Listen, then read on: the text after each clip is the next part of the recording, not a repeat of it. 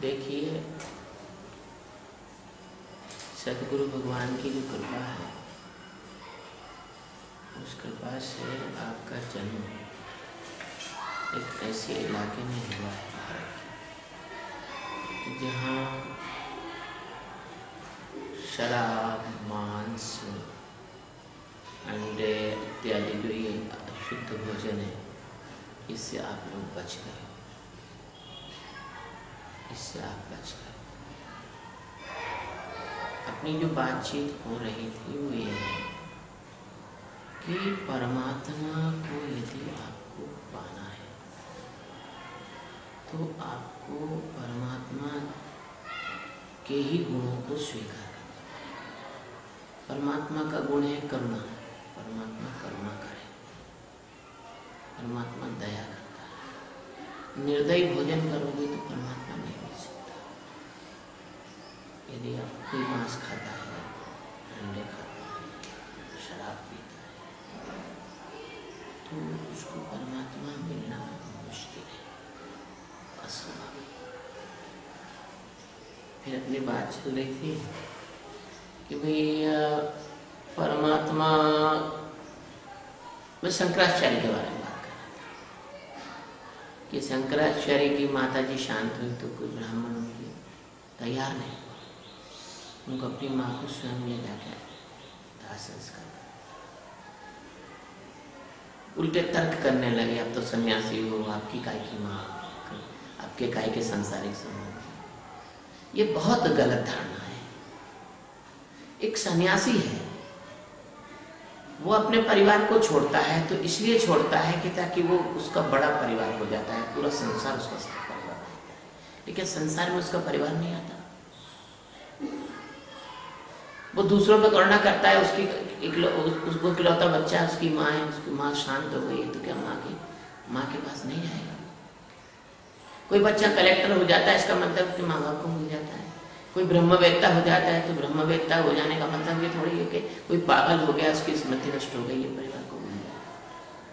जब तुम ब्रह्मवेत्ता हो गया है, दूसरों पर करुणा करता है, उसको परिवार पर तो स्वाभाविक रूप से ऐसा नहीं है कि दुनिया को लूट के परिवार को खिलाएगा, ऐसा नहीं होगा।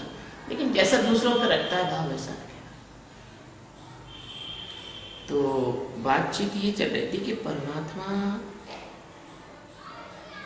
चूंकि अनंत आकाश गंगाओं में व्याप्त एक अस्तित्व है, मौजूदगी है, लोग कहते हैं कि नहीं वो भगवान जो हैं वो भगवान आए नहीं। अरे भगवान आते हैं, तुमने भगवान को आते हुए भगवान का सम्मान किया है? अगर ये पूरा संसार भगवान का सम्मान करता, ये परिवार, ये संसार भगवान का सम्मान करता, तो आज इस संसार की नरक जैसी स्थिति नहीं है। ये संसार का स्वर्ग हो जाता, स्वर्ग। ये संसार स्वर्ग है।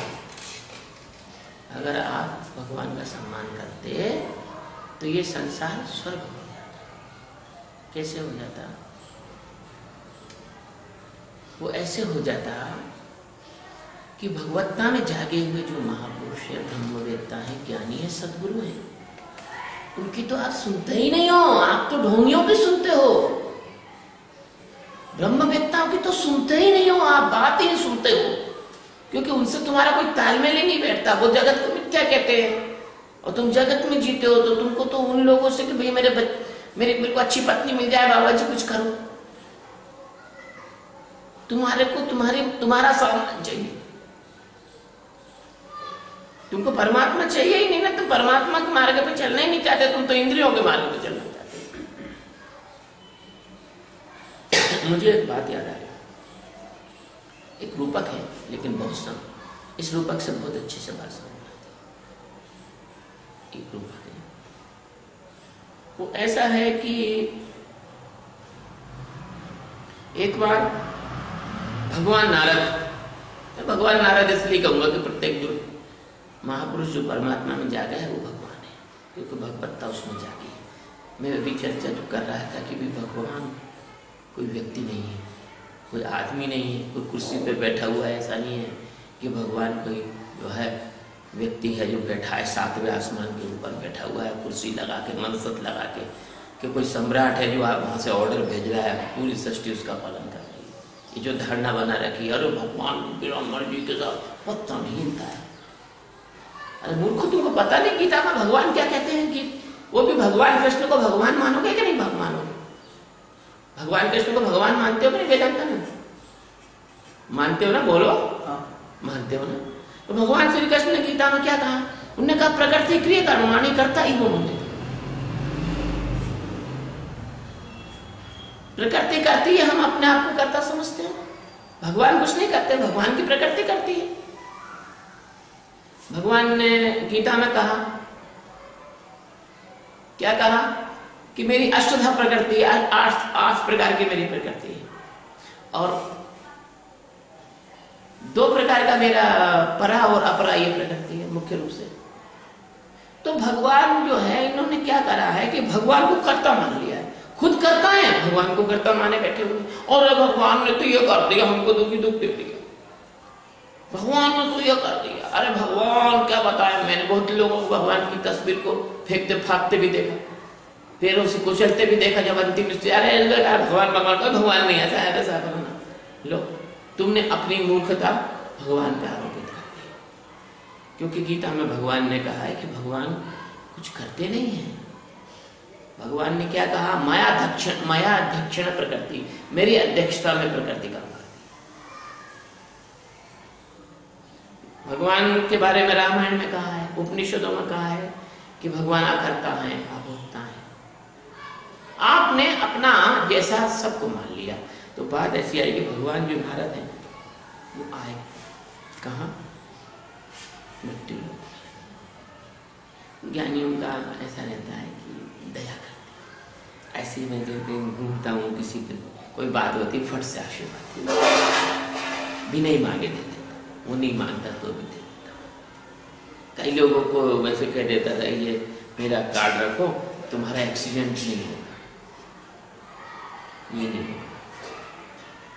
व्यर्थ में ही उनको आशीर्वाद, बिना उसके अहेतुक कृपा, जिससे आपको आप नहीं मांग रहे तो भी भगवान जो है फल लगाते हैं वृक्षों में, पानी बरसाती है प्रकृति, भगवान कृपा करते हैं, कृपा करते हैं, करता नहीं है, करती है प्रकृति, करता नहीं है। अब ये ऐसे इसलिए कह रहे हैं कि आपके समझ में आए, तो सदगुरु जो है वो भगवान का प्रकट है। भगवान व्यक्ति नहीं है, लेकिन व्यक्ति बन के सदगुरु को, गुरुओं की बात तो कोई मानता है ही नहीं, पंडों की बात मानता है, पुजारियों की बात मानता है, ढोंगियों की बात मानता है, मुल्ला मौलवियों की बात मानता है। भगवान सदगुरु जो भगवान में जागे हुए लोगों की किसी ने बात नहीं मानी, न हिंदू ने, न मुसलमान, न ईसाई, न सिख, न पास, न यहूदी ने, किसी ने नहीं मानी। गौतम उदाहरण दे देता हूं, मंसूर और शम्स आए, उनका गला काटा, वो ब्रह्म वेत्ता थे, मुसलमानों की उदाहरण है। ईसा मसीह आए, सूली पर चढ़ा दिया, क्या किया था? प्रेम की बात कर रहे थे, उस जमाने के सिद्धांतों के विपरीत बात कर रहे थे, सूली पर चढ़ा दिया, क्रॉस पे चढ़ा दिया, कील ठोक कर चढ़ा दिया, खून बह के जो मारने की कोशिश की। वो एक अलग विषय है कि क्या हुआ वो हम कभी और बताएंगे। वो मरे नहीं, क्या हुआ? भगवान जिसकी रक्षा करता है उसको कोई मार नहीं सकता है। फिर बात आगे चली, हिंदू संत आए, कोड़े मारे लोगों ने, सिख संत आए तो दिल्ली के जो है, दिल्ली के जो राजा सुल्तान थे, उन्होंने किसी को आड़े से चीरा, किसी को उबलते हुए उसमें तेल में डाला, किसी को जोरावर और फतेह सिंह को जिंदा चुनवा दिया दीवार में। ज्ञानियों की तो बात सुनते ही नहीं हो ना, ज्ञानियों के तो दुश्मन हो, तभी तो तुम्हारी जिंदगी के दुख है। ज्ञानियों के तो तुम लोग दुश्मन हो, तभी तो तुम इतने दुखी हो, सुनते ही नहीं हो। भगवान प्रकृति कह रहे कि प्रकृति की कर्माणि करता है, वो मान्यते, प्रकृति काम करती है। आप अपने आप को कर्ता भोक्ता समझते हो, और यही आपके दुख का कारण है। आप अपने आप को कर्ता भोक्ता मत समझो, आप दृष्टा साक्षी शिवम हो जाओ। देखो आप कितने बने।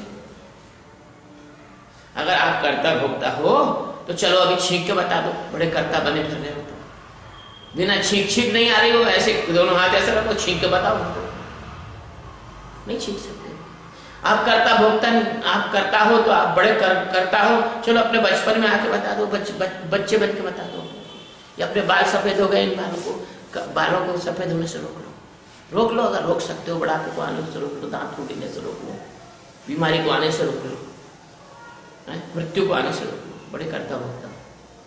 तो कहने का तात्पर्य है कि नारद जी जो है वो आए तो उन्होंने देखा कि एक सुअर गड्ढे में पड़ा, और सुअर गड्ढे में पड़ा था तो उसकी बहुत बुरी खराब हालत थी, उसकी बड़ी खराब हालत, उसको जगह जगह मक्खी भिनभिना रही थी, शरीर फिर 2-4 घाव हो गए थे, क्योंकि सुअर अपनी सुंगड़िया की रक्षा के लिए जो है वो सुंगड़िया की इज्जत बचा रहा था, जिससे हर आदमी बचाता है अपनी पत्नी की इज्जत। मर जाता कट जाता, तुम कितने जन्म में मर गए पत्नी की इज्जत बचाने में, ऐसा सुअर बेचारा उसको घाव मक्खी भिनभिन कर। नारद जी को दया आ गई, क्योंकि सुअर भी जीव है, इंसान भी जीव है, कुत्ता भी जीव है, बिल्ली भी जीव है, सब जीव है, सब जीवों में एक ही आत्मा है और सबकी एक ही दशा है जीवों की। सबके पास माने में है, सबके पास अहंकार है। सुअर को अपना अहंकार है, किसी आप सांड को मारने जाओगे वो आपको फेंक देगा उठा के, देखिए सांड का अहंकार है। कुत्ते के सामने जाओगे उसको डंडा दिखाओगे भोंक के काटने को दौड़ेगा, देखिए अहंकार है। ऐसे इंसान है, इंसान को गाली दोगे तो इंसान तुम्हारे पीठ पड़ेगा, तो परेशान कर डालेगा। तो सुअर से कहा कि बेटा तू तो बहुत दुखी है इस जन्म में। वो हाँ महाराज बहुत दुखी हूँ, देखो ये गाँव में दर्द कर रहे हैं और सुंगड़िया भी कहना नहीं मानती है, मैं तो बहुत दुखी हूँ भगवान, मैं तो चाहता हूँ कि तो मरी जाऊँ तो अच्छा रहेगी। तो नारद ने तो बहुत बढ़िया बात सोच रहे हैं, तुम एक काम कर, हम तेरे को स्वर्ग में ले चलते हैं, छोड़े सारे शरीर बेकार। तो सुअर ने पूछा कि महाराज स्वर्ग में तो चलो, नाम तो मैंने भी सुना है, लेकिन महाराज ये बताओ कि स्वर्ग में क्या क्या है? अरे तो स्वर्ग में तो बहुत बढ़िया है, वहाँ तो बढ़िया अमृत के कुंड भरे हुए, दिव्य सुगंध आ रही है, अप्सराएं नाच रही है, बढ़िया सुंदर रहने के स्थान, साफ सफाई है, धूल धक्कड़ धुआं फुटके नहीं। बोले महाराज एक बात बताओ यार, स्वर्ग के अंदर मेरे को ये मेरी सुंगड़िया मिल जाएगी क्या? मेरे सुंगड़िया बगैर मैं जी नहीं पाता हूँ, रात में नींद नहीं आती। जैसे कामिक होगी दुनिया में संसारी आदमी रहता है, बिना पत्नी की नींद नहीं आती, पत्नी मेरे पास में ही होना चाहिए प्रभु। तो उस नारद जी ने कहा कि भैया सुंगड़िया तो नहीं मिलती, वहाँ तो अप्सराएं हैं और वहाँ जरूरत भी नहीं पड़ती है। तो महाराज जी चलो कैसे भी मन मार के सुंगड़िया बगैर काम चला ही लूँगा महाराज जी, पर मेरे को भोजन, ये जो मेरे भोजन पड़ा हुआ है, जो विष्ठा पड़ी हुई, ये तो मुझे जरूरी खाने को लगता है, ये वहाँ मिलेगा। तो नारद जी ने कहा यार कैसी बात करता है यार, बेवकूफ़ हो जैसी, वहाँ लोग भोजन ही नहीं करते तो विष्ठा कहाँ से मिलेगा? तेरे को वहाँ विष्ठा खाने जा रहा है? उसका समझो कि 90% दिमाग खराब हो गया स्वर्ग के मामले में, उसको कोई मतलब, उसका अपना स्वर्ग है, जैसे हर आदमी का अपना स्वर्ग है। किसी को दारू पीने मिल गई, हाँ हाँ स्वर्ग का आनंद आ गया, किसी को भक्ष मिल गया, हाँ आनंद आ गया, किसी को बढ़िया मसालेदार खाना मिल गया, आज आनंद आ गया, स्वर्ग का आनंद आ गया, अच्छी नींद आ गई, स्वर्ग का आनंद आ गया। महाराज वो तो सब ठीक है, 2 चीजें तो ठीक है, अब मैं तो कैसे भी मन मार के आपकी साला बेकार स्वर्ग है उसमें जाने को भी तैयार हूं मैं तो। आपका स्वर्ग मेरे काम का नहीं है, फिर भी आप संत हो, आपकी बात मानने को तैयार हूं। लेकिन आप महाराज जी एक बात तो बताओ। बोले क्या? बस एक ही बात पूछ रहा हूँ आप आखिरी आपसे। बोले क्या?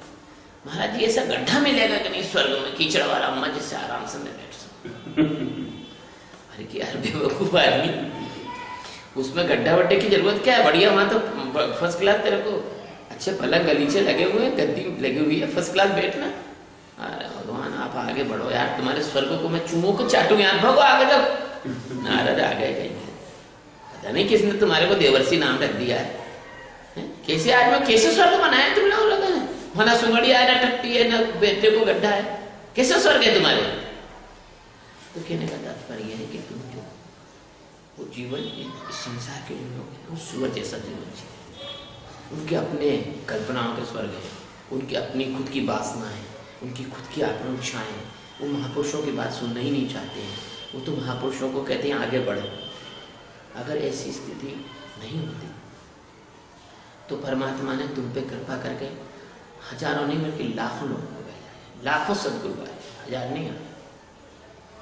कुछ लोग हैं जिनके नाम मैं तुम्हें गिना सकता हूँ, कुछ ऐसे सदगुरु आए जिनके कोई नाम तक नहीं जानता। भाई कितने कितने सदगुरु आए इस जगत के अंदर, भगवान ब्रह्मा ने खुद अपने मानस पुत्रों को गुरु के रूप में सनत कुमार, सनंदन कुमार इनको तैयार किया।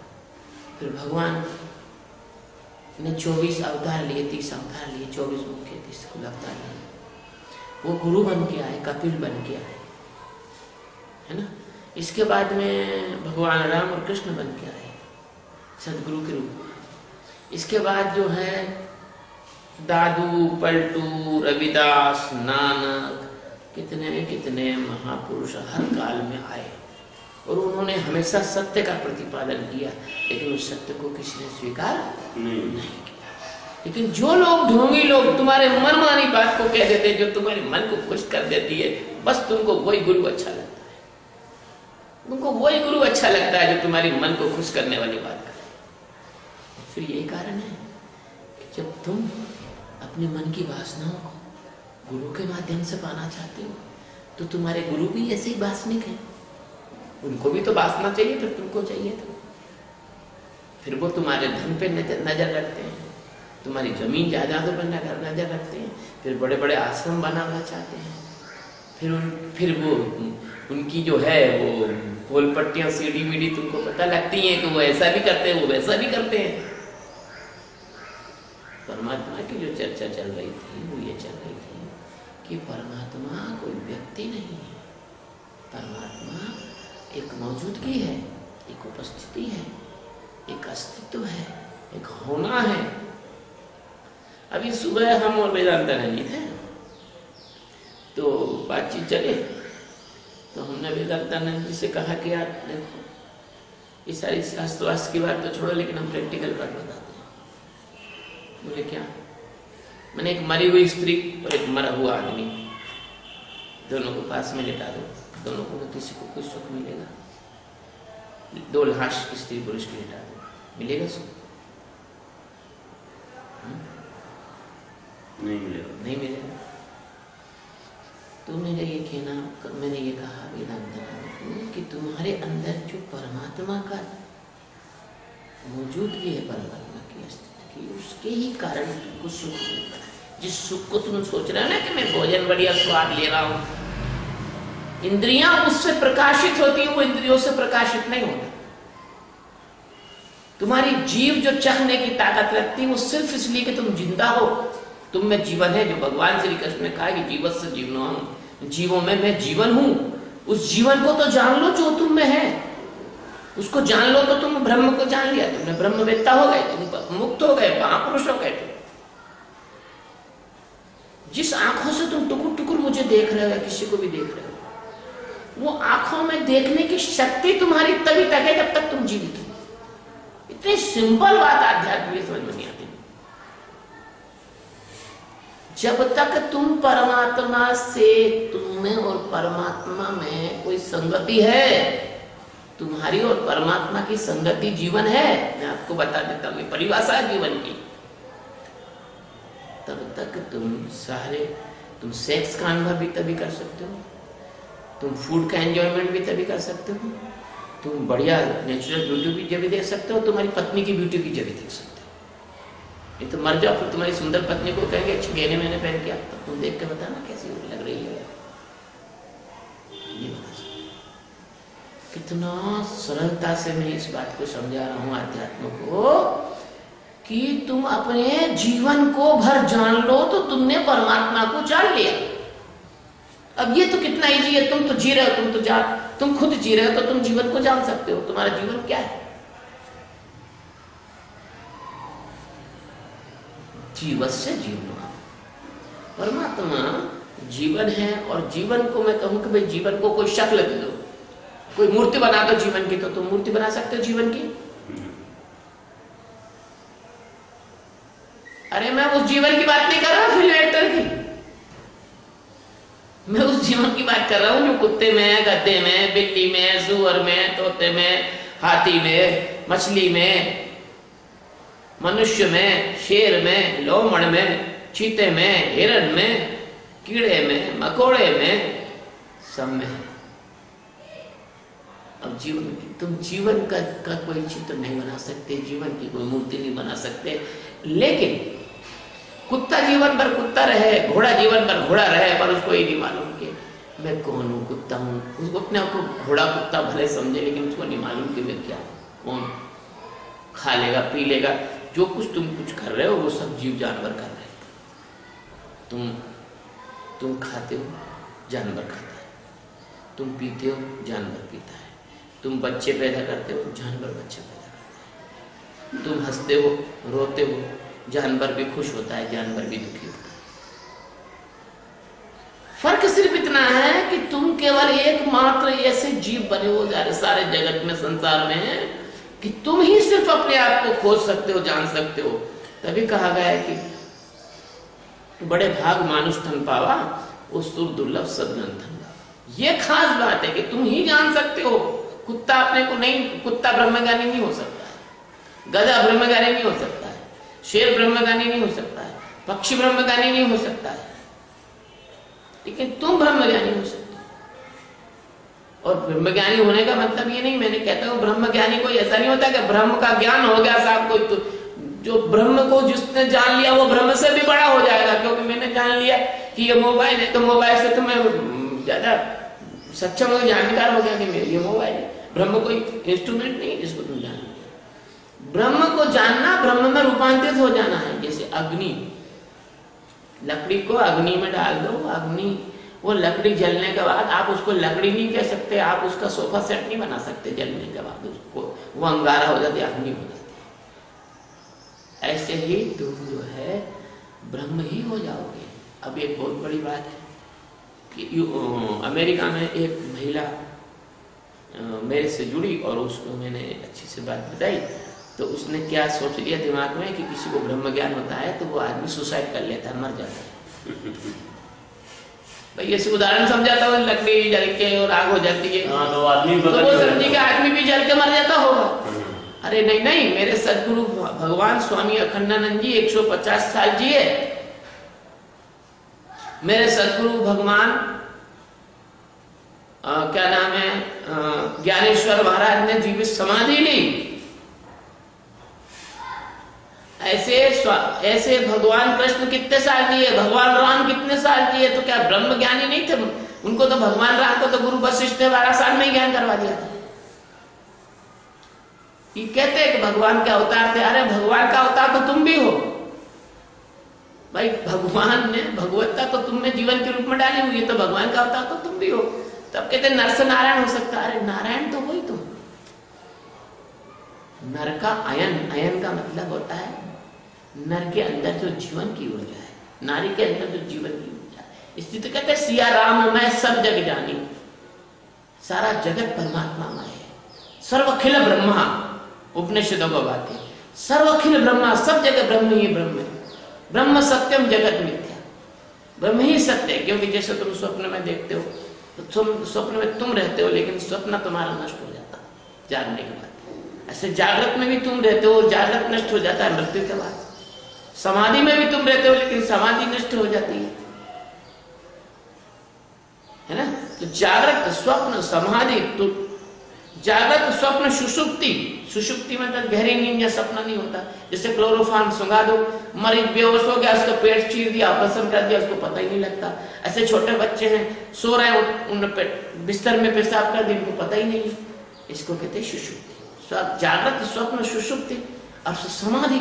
समाधि मतलब जहाँ आपके अंदर एक समता उत्पन्न हो जाती है। जैसे कबीर साहब कहते हैं सहज समाधि।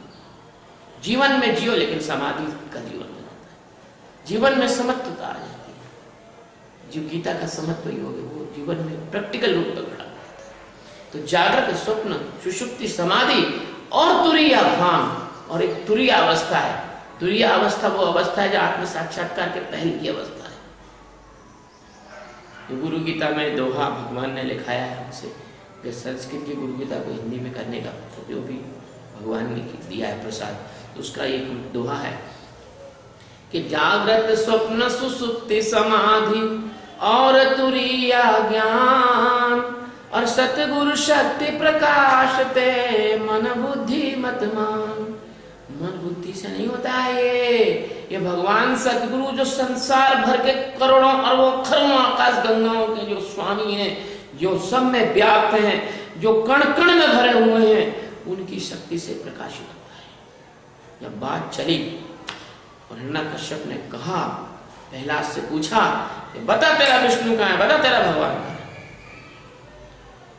तो भक्त प्रहलाद ने कहा कि देखो मेरा जो भगवान है वो तुम में, हम में, खड़क खम में, वो तुम में भी है, हम में भी है, और इस तलवार में भी है जो तुम्हारे हाथ में है, और ये खंबे में भी है।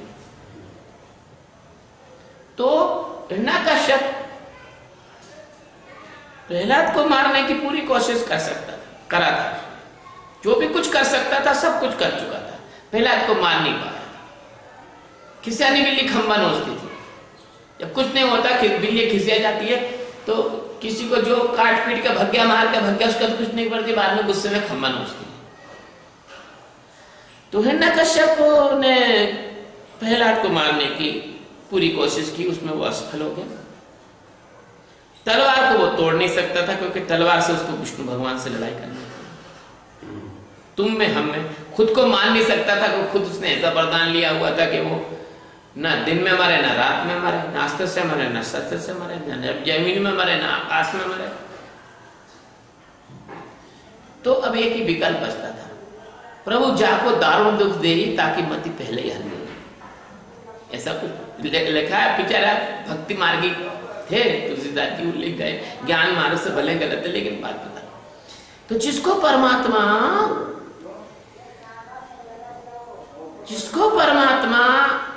अपनी ओर ले जाता है, उसको परमात्मा कोई विकल्प नहीं छोड़ता। जैसे चूहे को पकड़ा जाता है तो सब तरह से चूहे के रास्ते बंद होते हैं, केवल पिंजरे में ही वो घुस सकता है।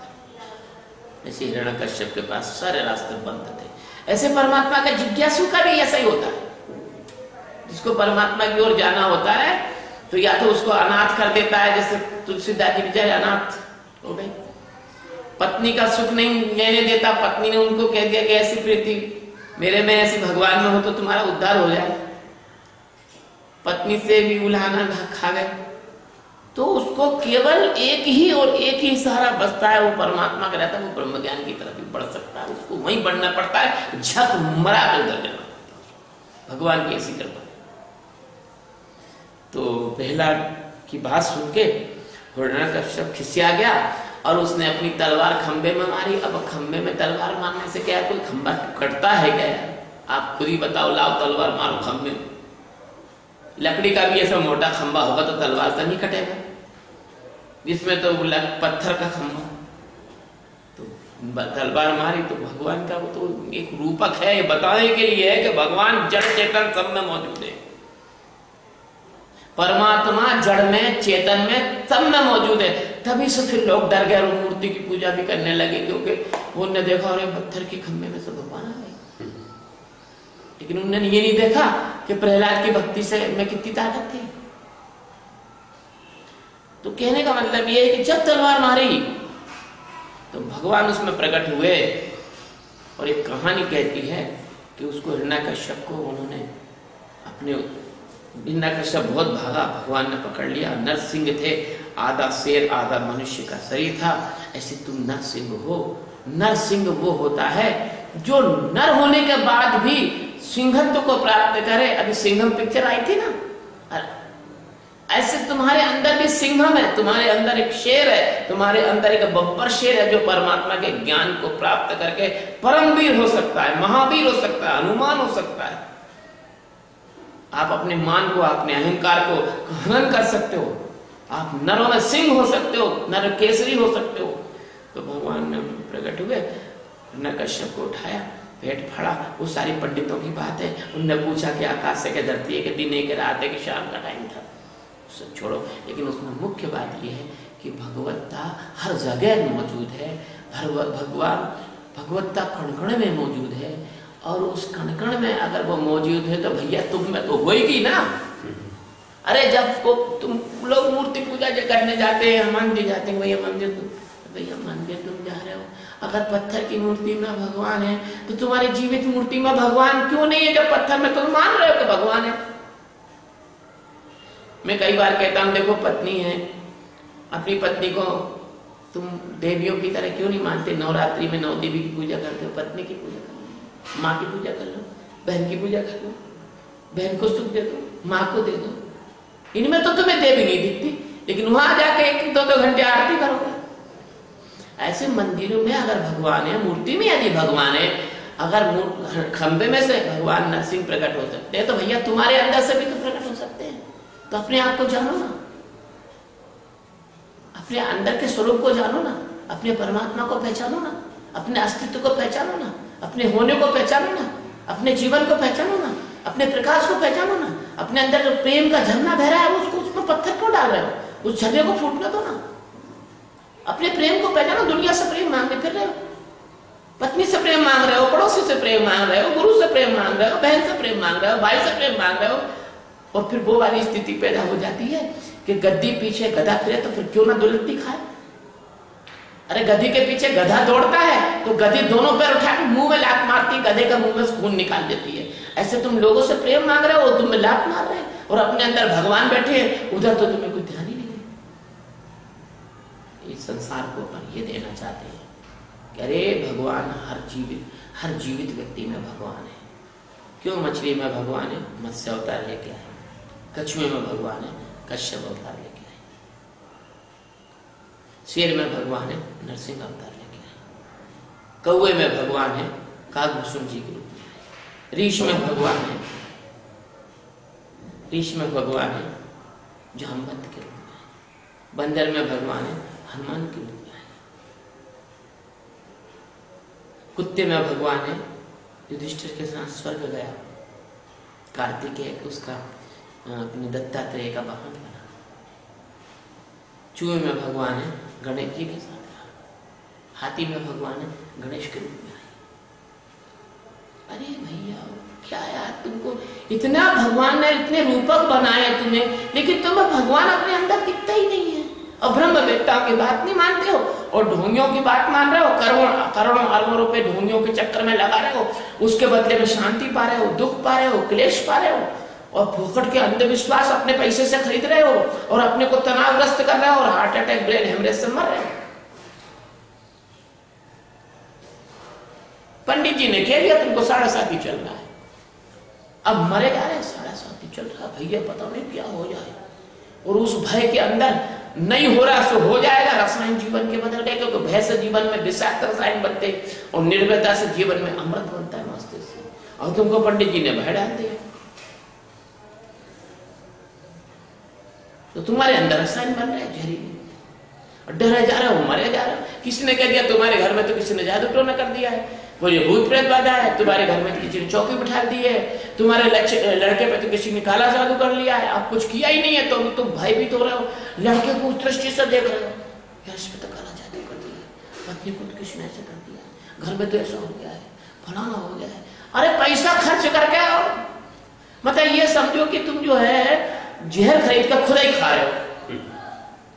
तो इसमें अगर हम लोगों को निर्भय बना रहे हैं, लोगों के अंदर एक साहस भर रहे हैं, लोगों को कह रहे हैं तू अगर दुनिया में सबसे बड़ा अगर कोई परमात्मा का रूप है वो तेरे अंदर है, सबसे सरल है वो तेरे अंदर है, दुनिया में अगर तू जान सकता है परमात्मा को तो वो तेरे अंदर से जान सकता है। अगर ये बात करें सतगुरु के रूप में, तो ये बात लोगों को समझ में इसलिए नहीं आ रही है कि अनंत वर्षों से लोग जो है कोमा में है। उनको जैसे किसी आदमी को इंजेक्शन नींद के लगा के एक आदमी की स्थिति ऐसी बना दी जाए कि उसका दिमाग आउट हो गया, काम नहीं कर रहा, वो किसी की बात समझ नहीं पा रहा है। ऐसे इस पूरी पृथ्वी पर विभिन्न धर्मों के ठेकेदारों ने लोगों के दिमागों को इस कदर खराब कर रखा है। रूढ़िवादी, पोंगापंथी, अंधविश्वास, इस तरह का लोगों के दिमाग में भर रखा है, और इतने बड़े नीम पागल हो गए, कोई मनोचिकित्सक भी इनको ठीक नहीं कर सकता। अभी मैं कंप्यूटर पे बैठा था तो अमेरिका की एक मनोचिकित्सक मेरे से बात कर रही थी, वो दूसरों की चिकित्सा करती है और वो खुद बीमार है, मुझसे चाहती है कि नहीं। स्थिति मनोचिकित्सक जो है वो भी बीमार हो गए। आज ये स्थिति, एक लड़का दिल्ली में सुसाइड कर रहा था, तो मैंने उसका तू सुसाइड मत कर, मैं तेरे साथ हूँ, जा तेरे सब काम अच्छे हो जाएंगे और तू भगवान पे विश्वास रख, भगवान तेरे अंदर मौजूद है, फिर तू क्यों सुसाइड कर रहा है। तो जब मैंने लगा लड़के को बड़ा अच्छा लगा, तो एक मनोचिकित्सक की इंटरनेट पर टिप्पणी आई, उसने कहा गुरुजी आपने तो गजब का समझाया, हम भी नहीं समझ सकते। अरे तो तुम कैसे समझाओगे बाबा, तुमने 4 मनोविज्ञान की किताब पढ़ ली है, थोड़े से प्रयोग सीख लिए, तो तुम मनोचिकित्सक हो गए। अरे मनोचिकित्सक का मतलब क्या है? मनोचिकित्सक जो मन बुद्धि चित्त अहंकार के पार गया है, वो उसकी चिकित्सा कर सकता है, वो उसको जान सकता है। मन को तो जानते नहीं कि मन क्या है, बुद्धि को जानते नहीं, बुद्धि कैसे चलती है, कैसे क्रियाकलाप होते हैं, और बुद्धि को किस प्रकार से, बुद्धि के क्या गुण धर्म है, और बुद्धि किस प्रकार की बदमाशी करती है, और बुद्धि के कारण आदमी कितना दुखी होता है। और आप जानते नहीं हो कि चित्त साला कैसा बेवकूफ बनाता है, कभी इधर कभी उधर, कभी इधर कभी उधर, आपको पीपल के पत्ते की तरह, लहरों की तरह आपको चलाना लगता है। और उसके कारण चित्त चलता है, जैसे कि मान लीजिए कि पड़ोस की रेलगाड़ी चलती है, इधर बैठा हुआ आदमी सोचता है उसकी रेलगाड़ी चल रही है, चित्त चलता है, आदमी समझता कि मैं चल रहा हूं।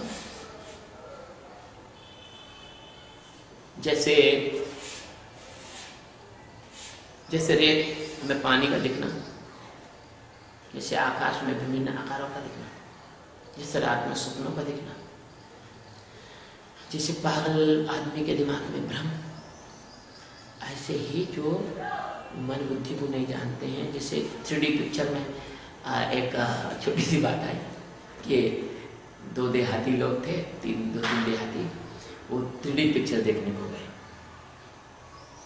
अब 3D पिक्चर में पानी बरसा तो सब देहातियों ने अपने अपने छाते खोल लिए टॉकीज के अंदर, पीछे वालों को छाते के कारण दिखा नहीं, तो उन्होंने कहा हटा उठाओ छाता, ऐसा हटा, को हमारे छाते में बताओ पानी बरस रहा है, क्यों छाता क्यों नहीं लाए?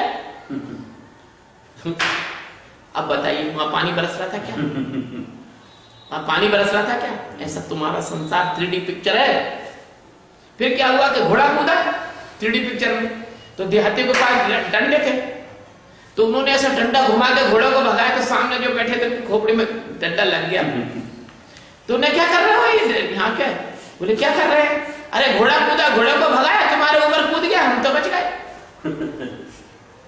तो कहने का मतलब ये चुटकुला ये बताता है कि आदमी अपने ही भ्रम से परेशान है, आदमी किसी और से परेशान है।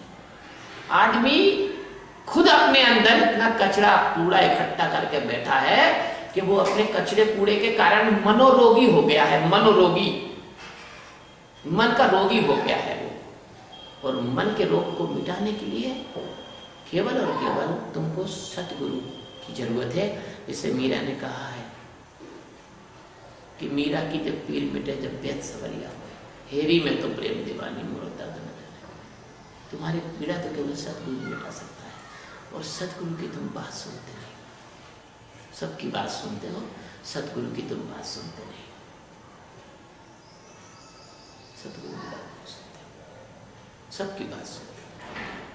अभी वो सांवरिया मंदिर में तुमने 35, 40, 50 जो भी हजार लगाए, चलो ठीक है, अच्छा काम किया,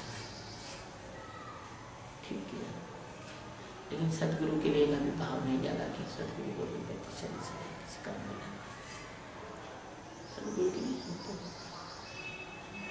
तुम, जो है ऐसे 5 गायों की सेवा करते हो तो दूध नहीं देते। गुरु महाराज काम धेनु भाई, ये सारा भ्रम, ये सारा अंदर से एक भय भी रहता है मन में। अरे यार मैं ये काम कर दूं तो मेरे परिवार में अच्छा हो जाएगा, मुझे ये हो जाएगा। ये सारा भय, ये सारा भ्रम, ये सारी चीजें, ये तुम्हारी अनंत अनंत वर्षों से, अनंत काल से, अनंत जन्मों से, जन्म जन्मांतर से तुम्हारे अंदर घुसी हुई है। क्योंकि तुम जब जीवन जीते आ रहे हो, उस जीवन के जो तुम्हारे अनुभव है, उस जीवन की तुम्हारी पीड़ा है, उस जीवन का तुम्हारा दुख है, उस जीवन में तुमने जो क्लेश उठाया है, तो तुम्हारे अंदर एक छोटी छोटी आशा है, चलो उस जीवन में मुझे सुख नहीं मिला, अगले जीवन में मुझे सुख मिल जाए। इस पत्नी से मुझे प्रेम नहीं मिला, अगली पत्नी से मेरे को प्रेम मिल जाए। ये लड़का मेरी आज्ञा नहीं मानता, चलो अगला लड़का अगले जन्म में मुझे अच्छा लड़का मिल जाए। चलो ये मकान मेरी व्यवस्था का नहीं है, चलो अगले जन्म में कुछ अच्छा मकान मिल जाए। चलो ये शरीर मेरी व्यवस्था का नहीं है। एक आदमी रास्ते चल रहा था, वो कुत्ते कुत्ती कुंवार महीने में मजे कर रहे थे, तो आदमी देखो ये कितना अच्छा है साला, ना कोई FIR है, ना 376 है, ना कोई मुकदमा है, ना कोई छेड़ने का है। ये सबसे बढ़िया जिंदगी है। अपने कुत्ता बनेंगे यार, कुत्ता बन के मस्ती से आनंद लेंगे। साला इंसान की जिंदगी में तो कोई वो है ही नहीं है। किसी से जरा सी बात कर लो तो मुकदमा चला जाती है। लो, उसने अपने को कुत्ता बनने का रास्ता शुरू कर दिया। बोलो, सारे जन्म तो तुम ही निर्धारित करते हो, भगवान थोड़ी निर्धारित करते। तुम्हारी वासना तुम्हारा जन्म का निर्धारण करती है। जैसे गीता में भगवान ने कहा है, अंतमता स्वगता, जिसकी जो अंत में जैसी मति होती है वैसी उसकी मुक्ति। एक आदमी एक घोड़ा खेत में चल रहा था, अच्छा घोड़ा था। वहां से एक आदमी निकला, वो व्यापारी था। उसने कहा यार ये घोड़ा मुझे मिल जाए तो मैं इसकी पीठ पर नमक, हल्दी, धनिया, मिर्ची, अचार, पापड़ रख के व्यापार बेचूंगा, व्यापार करूं। ऐसा सोचते हुए वो आदमी निकल गया। पीछे दूसरा आदमी, वो मांस का व्यापारी था, कसाई था। क्या घोड़ा आया साला, कम से कम नहीं तो 5-6 कुंटल मांस। वो ऐसा विचार करता हुआ निकल गया। फिर तीसरा आदमी आया, वो हड्डी का व्यापारी था, मरे हुए जानवर। तो यार ये घोड़ा का पता लगा, ये कम मरेगा, इसकी हड्डी बेचेंगे तो कैसा। चौथा निकला आदमी, वो सैनिक था, जंग में काम आएगा, युद्ध में काम आएगा। यानी कि इसके बाद भगवान सतगुरु निकले घोड़े को। ये घोड़ा क्या दिव्य घोड़ा, इसकी आत्मा कितनी अच्छी होगी। ये भगवान, मैं प्रार्थना करता हूं इस घोड़े के जन्म के बाद इसको तू मनुष्य बनाना, मेरा शिष्य बनाना। ऐसे तुम्हारे संसार में ये पंडित, पुजारी, मुल्ला, मौलवी, जो लोग हैं, कोई हाड़ का व्यापारी है, कोई मांस का व्यापारी है, कोई व्यापार करने वाला है, लेकिन केवल एक भगवान सतगुरु है जो तुम्हारी आत्मा से तुमको प्रेम करते हैं और तुमको सुनते नहीं। और इसी कारण से जगत में इतना सारा दुख है। आपसे क्या बताऊं, तो आप सब अच्छी तरह जानते हो। इस जगत ने ज्ञानियों को क्या दिया ये भी जानते हो। ये जानते हो कि मीरा को इस जगत के लोगों ने वेश्या किया, माँ सीता को इस जगत के लोगों ने लांछित किया। आपको सब पता ही है, भगवान श्री कृष्ण को शिशुपाल ने 100 गाली दी। जो भगवान थे, जो अवतार थे, उनको गाली दी। राम को नहीं छोड़ा इस जगत में। मेरे शिष्य हैं स्वामी कैलाशानंद, झाबुआ के जंगलों में मेरे शिष्य सन्यासी। अब तो मिले कैलाशानंद, हाँ। तो आप वो उन्होंने इन द वेरी बिगनिंग, बहुत समय पहले, 15 साल पहले मुझे बहुत प्यारी सी बात की। मैंने बातचीत चली तो बोले, गुरु महाराज ये शापित लोग हैं, शापित लोग, संसार के लोग शापित है। कैसे शापित है? कि जब राम आए तो इन्होंने राम को परेशान किया, जब कृष्ण आए तो कृष्ण को परेशान किया, जब मीरा आए तो मीरा को परेशान किया, जब मंसूर आए, शम्स आए, जब शंकराचार्य आए, जब भगवान बुद्ध आए, महावीर के कानों में कील ठोक दी इन्होंने। आप बड़े महावीर की बात कर रहे हो, हाँ महावीर स्वामी की जय। उस समय महावीर को कोई रोटी खिलाने वाला आदमी नहीं था। उस समय महावीर को परेशान कर रहे थे। जब बुद्ध आए तो बुद्ध को नंगे पैर जब कांटे पैरों में लग रहे थे, उस समय उनको पैरों में जूता पहनाने वाला नहीं था। तो कभी इससे तो रैदास अच्छे थे, संतों को जूता बना बना के पहनाते थे मुफ्त में।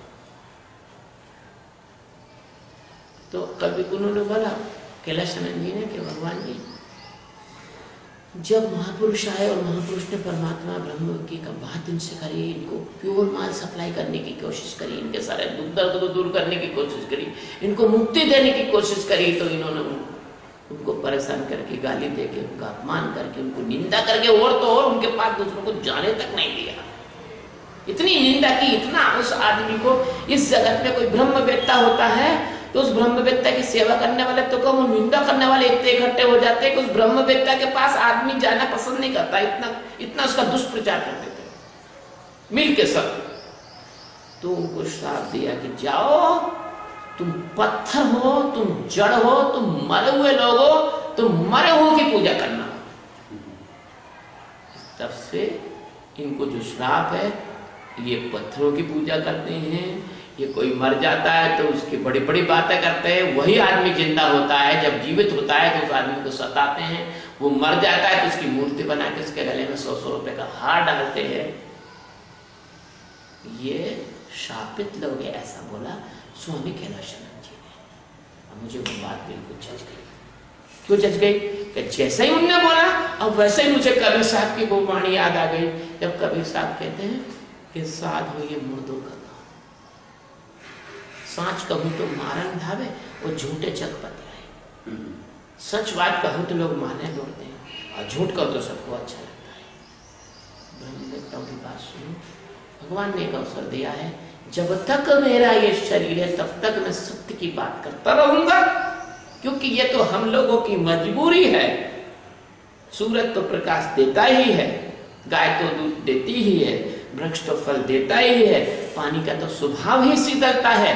ऐसे ये ब्रह्मवेत्ता का यह स्वभाव है कि वो सत्य का प्रतिपादन करेगा और सत्य ही बताएगा, वो अमृत ही देगा, वो जहर आपको नहीं दे सकता है। माँ बच्चे को प्रेम ही देती है, बच्चा माँ के स्तन में भी काट लेता है तो भी बच्चा अपना दूसरा स्तन माँ के मुंह में डालती है, स्तन दूसरा बदल देती है।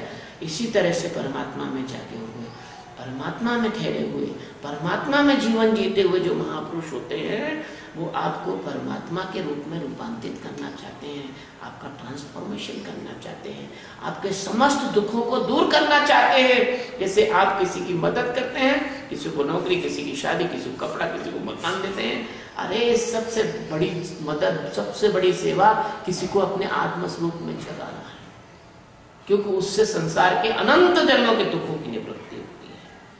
फिर भी यदि आप आत्म स्वरूप में न जगना चाहें तो मेरे पास दूसरी बात है कि ध्यान करो और शांति को प्राप्त करो। अपने आप को धीरे धीरे जब जानोगे तो मन बुद्धि की जो चित्राई है, कपट कुटिलता है, कपट है, और जो एक षड्यंत्र अंदर से जो चलता है, जो आप दुखों को आमंत्रित करते हो, तो कम हो जाएगा, शांति से तो जियोगे। कम से कम नहीं परमात्मा मिला तो शांति तो मिलेगी। जिस शांति को खोजने के लिए लोग जो हैं टूरिस्ट बन के जाते हैं घूमने साथ, भाई कुछ शांति मिले, कुछ आनंद मिले, हैं? कोई मॉरिशस जाता है, कोई अमेरिका जाता है, तो कोई यूरोप के टूर पर जाता है, तो कोई कहीं जाता है, तो कोई तीर्थों में जाता है, तो कोई आश्रमों में जाता है। अरे वही शांति तुम रोज 1 घंटा ध्यान करके अपने घर में प्राप्त कर सकते हो और समस्त प्रकार के शारीरिक, मानसिक और आध्यात्मिक दुखों से मुक्त हो सकते हो। अभी बस इतनी चर्चा करना चाहते हैं। गुरु महाराज की जय। शिवो